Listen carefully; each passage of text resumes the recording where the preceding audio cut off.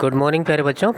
आज के इस वीडियो में हम class 12 history chapter number 15 framing the constitution the beginning of a new era, मतलब संविधान का निर्माण और एक नए युग की शुरुआत का पार्ट नंबर 2 पढ़ने जा रहे हैं। पार्ट नंबर 2 का फर्स्ट टॉपिक है the aspirations of the people. Aspiration या विल यानी इच्छाएं, लोगों की इच्छाएं।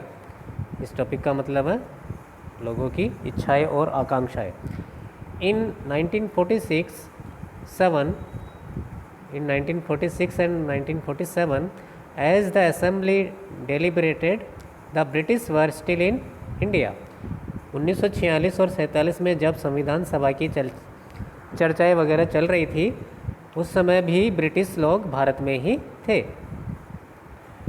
N interim administration headed by Pandit Jawaharlal Nehru was placed, but it operated under the direction of Viceroy and the British government in London। तो तभी उसी समय पंडित जवाहरलाल नेहरू के नेतृत्व में एक अंतरिम सरकार का गठन किया जाता है, ठीक है। लेकिन ये अंतरिम सरकार जो थी वह ब्रिटिश गवर्नमेंट और ब्रिटिश जो वाइसरॉय था उनकी देखरेख में चलाई जा रही थी। मतलब इस पर भी कंट्रोल किनका था अंतिम रूप से? वाइसरॉय का और ब्रिटिश सरकार का, जो कि लंदन में थी। On 16 June 1946 cabinet mission presented scheme for the formation of an interim government at centre. 16 जून 1946 को कैबिनेट मिशन ने भारत के केंद्र में, मतलब सेंट्रल लेवल पर, अंतरिम सरकार की निर्माण की योजना प्रस्तुत की।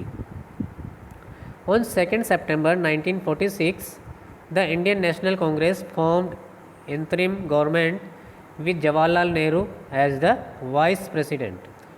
तो 2 सितंबर 1946 में भारतीय राष्ट्रीय कांग्रेस ने पंडित जवाहरलाल नेहरू के उपराष्ट्रपति पद पे मानते हुए अंतरिम सरकार का गठन किया, ठीक है। तो अंतरिम सरकार का गठन हुआ 2 सितंबर 1946 में, जिसमें कि पंडित जवाहरलाल नेहरू वाइस प्रेसिडेंट यानी उपराष्ट्रपति बने। On 13 October 1946 Muslim League decided to join the interim government. 13 अक्टूबर 1946 को मुस्लिम लीग ने अंतरिम सरकार में शामिल होने का फैसला ले लिया।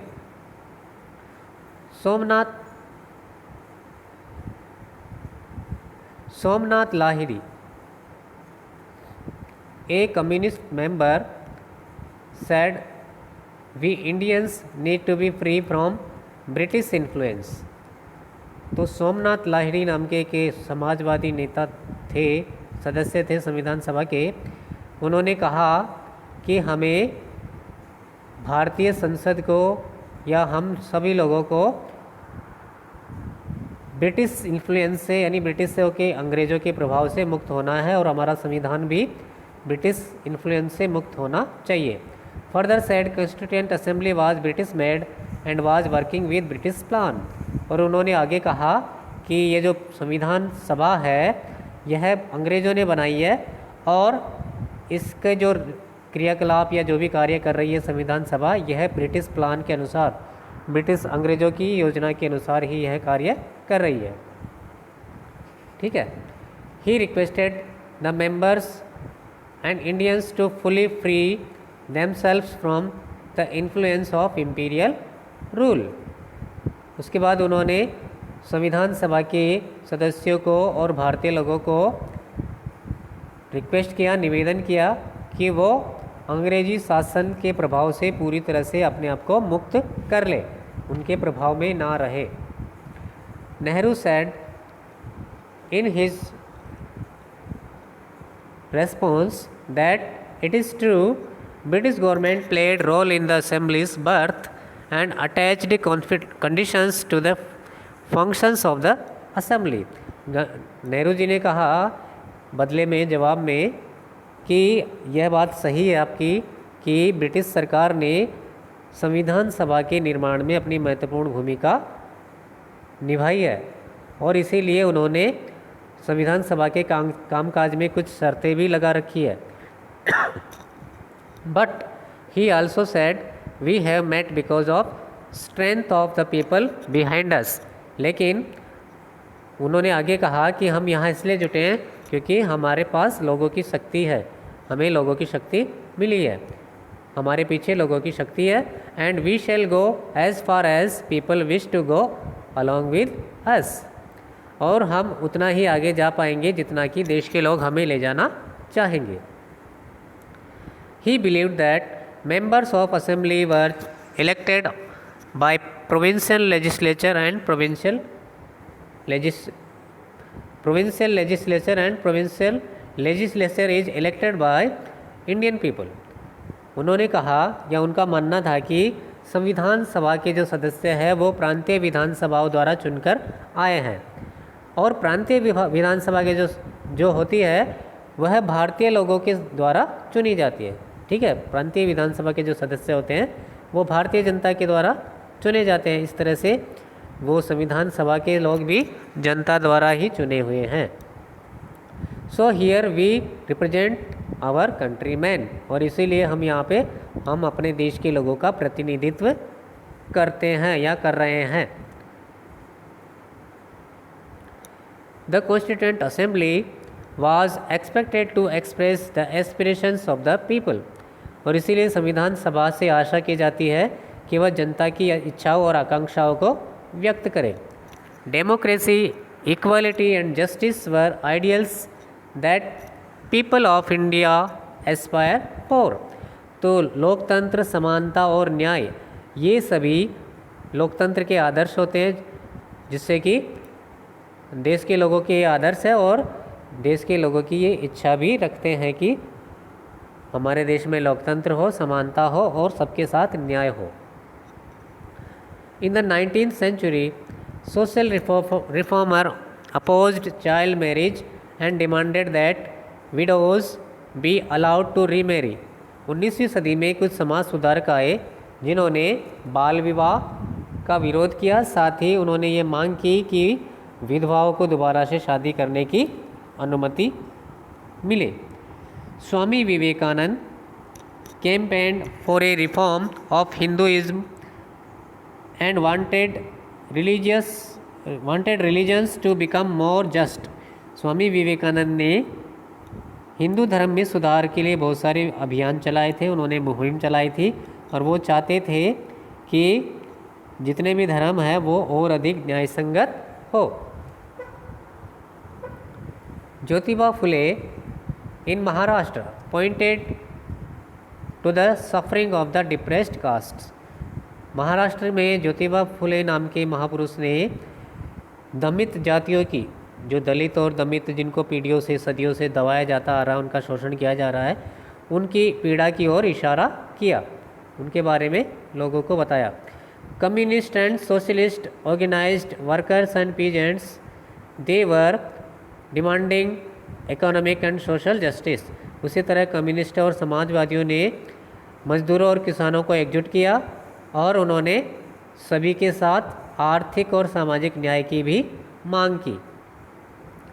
As the demand grew, the British had been forced to introduce a series of constitutional reforms.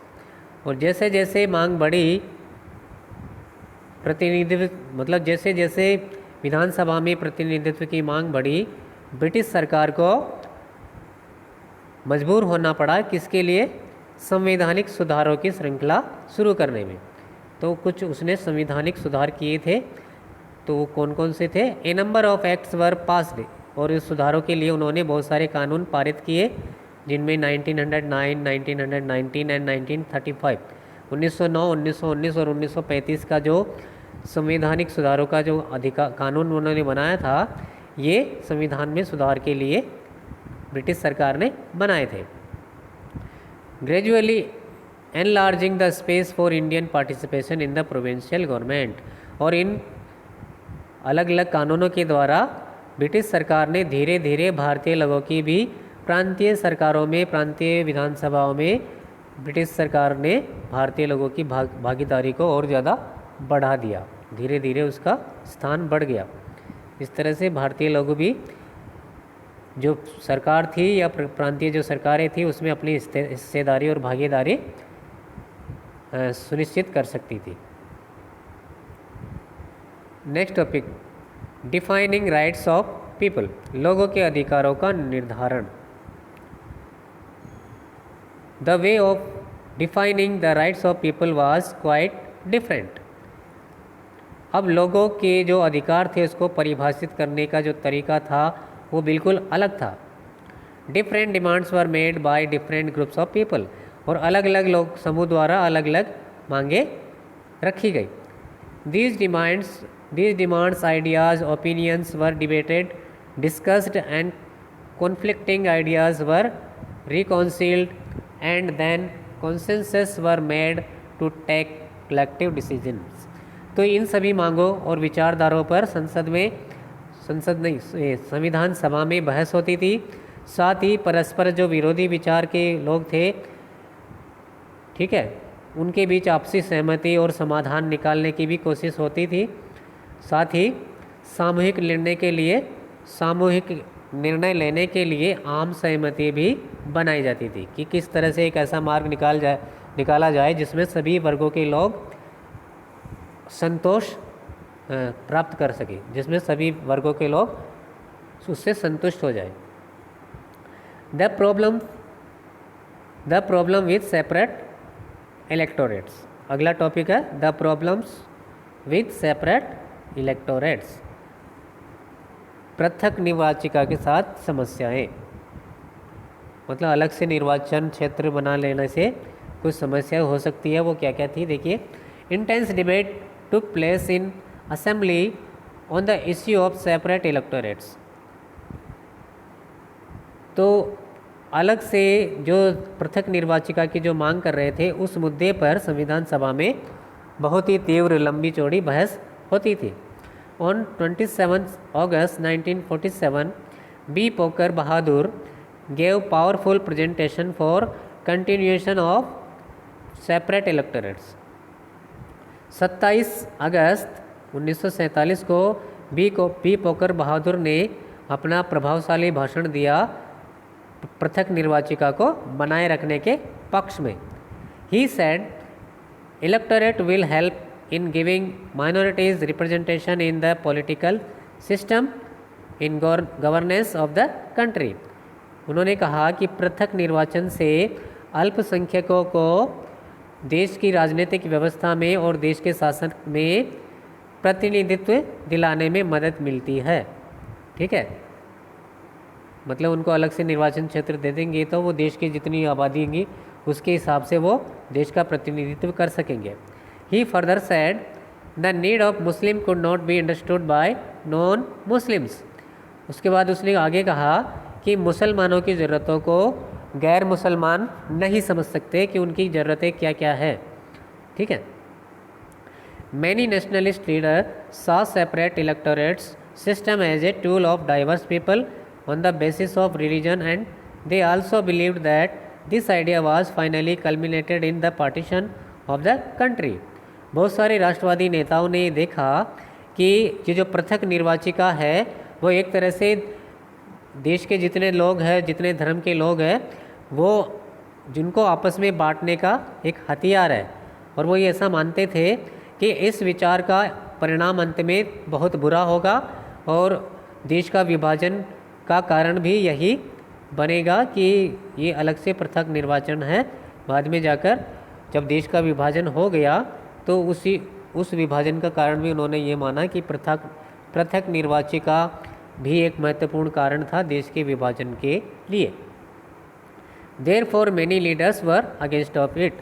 और इसीलिए जब देश आज़ाद हो गया उसके बाद जब संविधान निर्माण हो रहा था तो बहुत सारे नेताओं ने इस पृथक निर्वाचिका को बरकरार रखने में या कायम रखने पर विरोध किया कि हो सकता है बाद में चलकर दोबारा से देश में अलग अलग धर्मों के बीच फूट पड़ जाए और फिर देश के और छोटे टुकड़े हो जाए।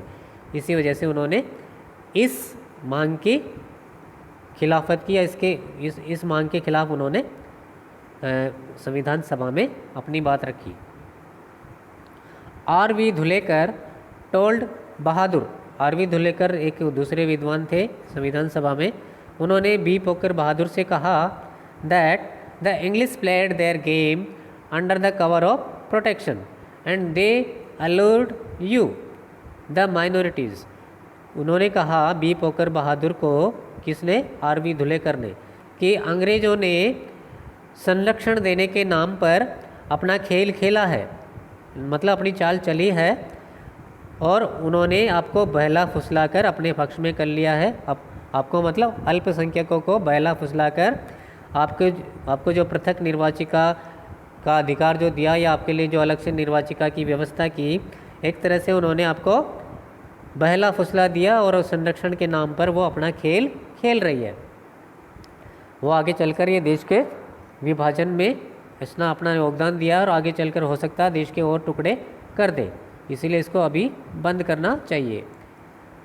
सरदार Patel strongly declared that separate electorate was a poison that had entered the body of the politics of our country and turned one community against other, caused bloodsheds, riots and partition. Sardar Patel ने भी मजबूती से कहा था कि पृथक निर्वाचिका एक ऐसा विष है जो पूरी राजनीति में समा चुका है, जिसने एक समुदाय को, मतलब एक धर्म के व्यक्ति को दूसरे धर्म के व्यक्ति से भिड़ा दिया, जिससे भयंकर रक्तपात, दंगे फसाद और देश का विभाजन भी हो गया।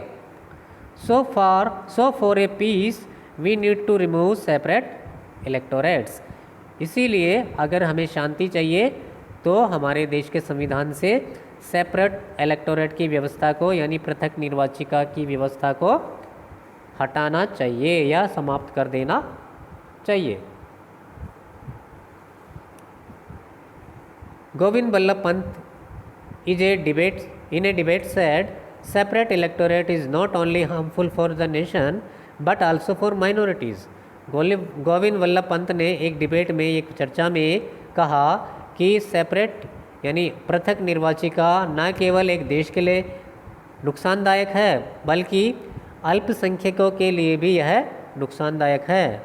He said that majority community had an obligation to try and understand the problem of minorities and empathize with their aspiration। उन्होंने कहा कि जो मेजॉरिटी क्लास है, मतलब बहुसंख्यक जो लोग हैं जैसे हिंदू वगैरह, तो उन्होंने कोशिश की है या उनका कर्तव्य है कि वह जो माइनॉरिटी क्लास है, ठीक है, उनकी जो भी समस्याएं हैं उनको समझे, साथ ही उनकी आकांक्षाओं के साथ सहानुभूति रखे, उनको महसूस करे और उनकी समस्याओं को समझने की कोशिश करे। यह कर्तव्य या दायित्व है किसका?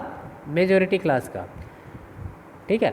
Demand of separate electorates would permanently isolate the minorities and will make them vulnerable and in addition it will deprive them of any effective say within government.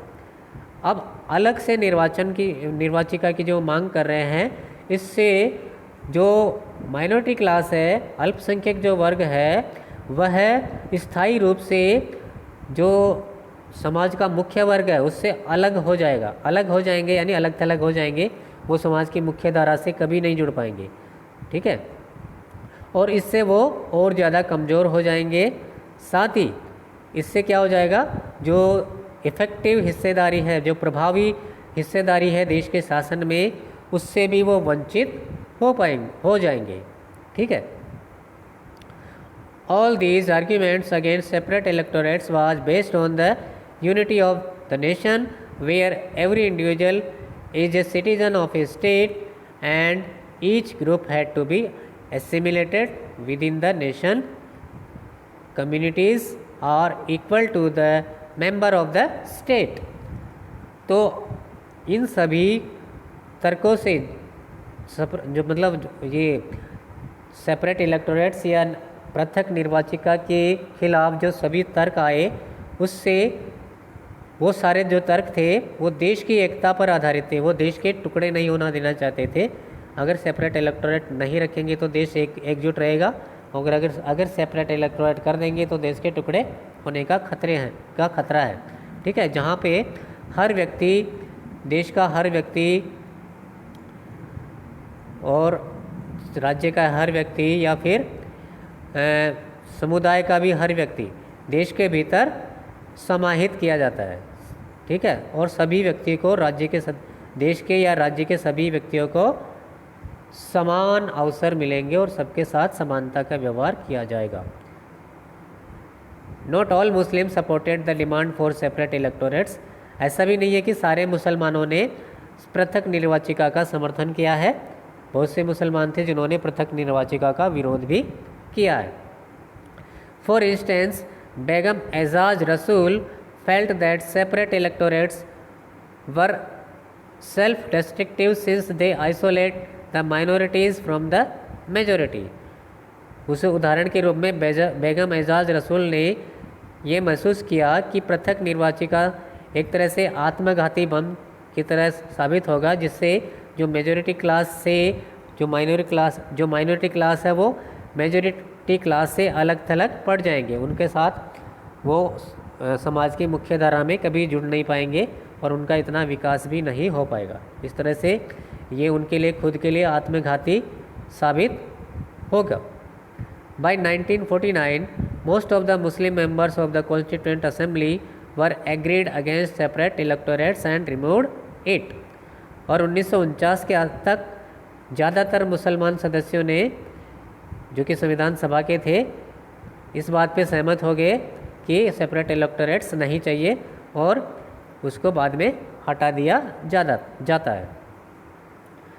Muslim needed to take an active part in the democratic process to ensure that they had a decisive voice in the political system.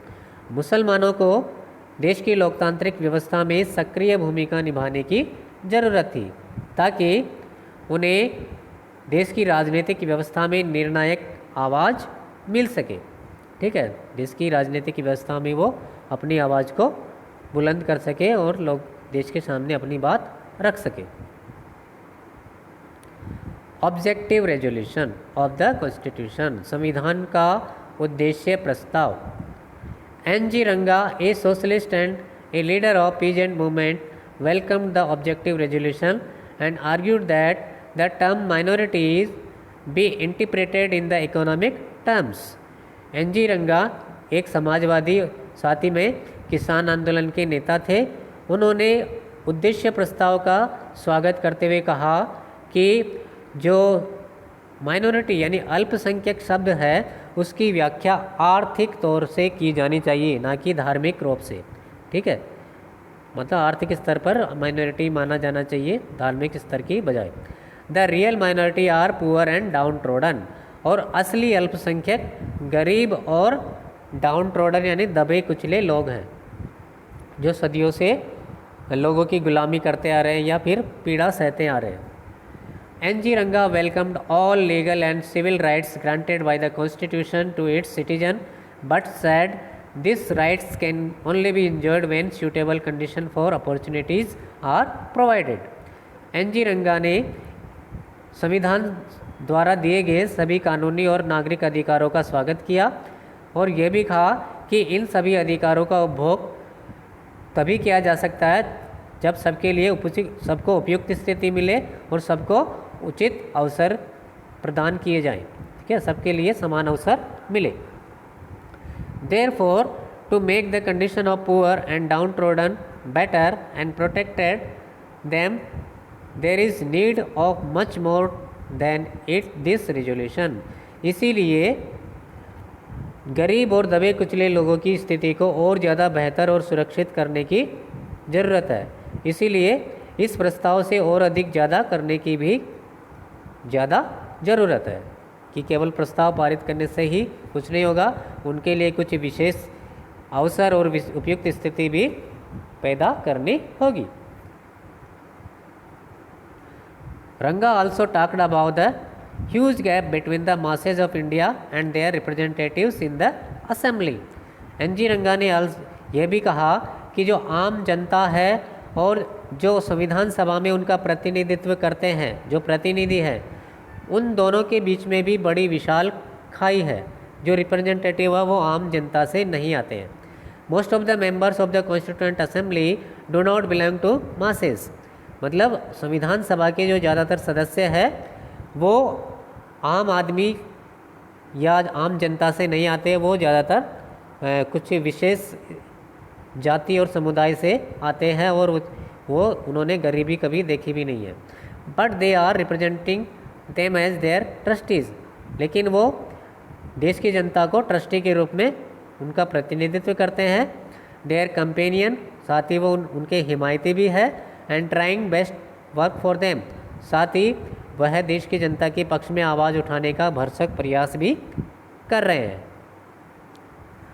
Jaipal Singh, a representative a tribal, spoke in detail about the exploitation, operation and discrimination faced by the tribals all through the history. तो जयपाल सिंह जो कि एक आदिवासी नेता थे और आदिवासियों के प्रतिनिधि थे, उन्होंने विस्तार से कहा किसके बारे में, एक्सप्लॉयटेशन, शोषण, ऑपरेशन, दमन, छीना झपटी और जो भेदभाव किया जा रहा है आदिवासियों से, जो कि उनका जितना भी इतिहास हम पढ़ेंगे तो उनके साथ ऐसा शोषण, दमन, भेदभाव की घटनाएं देखने को मिल रही थी। तो उनकी घटनाओं के बारे में वो बोल रहे हैं कि हम सदियों से पीड़ा सहते आ रहे हैं और हमारे साथ भेदभाव, शोषण और हमारा दमन किया जाता आ रहा है। He further said about the need to protect the tribes and to make provisions that would help them come to the level of the general population. उन्होंने आगे कहा कि अब आदिवासियों के लिए भी ये ज़रूरी है कि उनके अधिकारों की रक्षा की जाए, साथ ही उनकी सुरक्षा की जाए, साथ ही उनके लिए ऐसे प्रावधान किए जाए जिससे कि वो सामान्य जनता के स्तर तक पहुंच सके, आम आदमी या सामान्य जनता की स्तर तक वो पहुंच जाए। जयपाल सिंह सेड, बाद में जयपाल सिंह और कहते हैं, there is a need to break physical and emotional distance to integrate them into mainstream. Jaipal Singh आगे कहते हैं कि अब भौतिक और भावनात्मक फासले को तोड़ने की ज़रूरत है, जिससे कि जो आदिवासी लोग हैं वो समाज की मुख्य धारा से जुड़ सके, मिल सके। He stressed on reservation of seats in legislature as it helps them to give their demands voice and people would be compelled to hear it. उन्होंने विधायिका में रिजर्वेशन यानी जो आदिवासी लोग हैं उनकी रिजर्वेशन की भी बात उठाए, ताकि आरक्षण के द्वारा उनके जो रिप्रेजेंटेटिव है वो विधायिकाओं में आ सके और उनकी आवाज़ को या मांग को, उनकी जो भी डिमांड है उनको देश के सामने रख सके, जिससे कि उनकी मांगों को सुनने वाले मजबूर हो सकेंगे उनकी मांगों को और आवाज़ों को पूरा करने के लिए, उनकी आवाज़ों को सुनने के लिए और उनकी मांगों को पूरा करने के लिए। तो बच्चों इस पार्ट में हम इतना ही करते हैं, बाकी बचा हुआ चैप्टर पार्ट नंबर 3 में कवर करेंगे। धन्यवाद।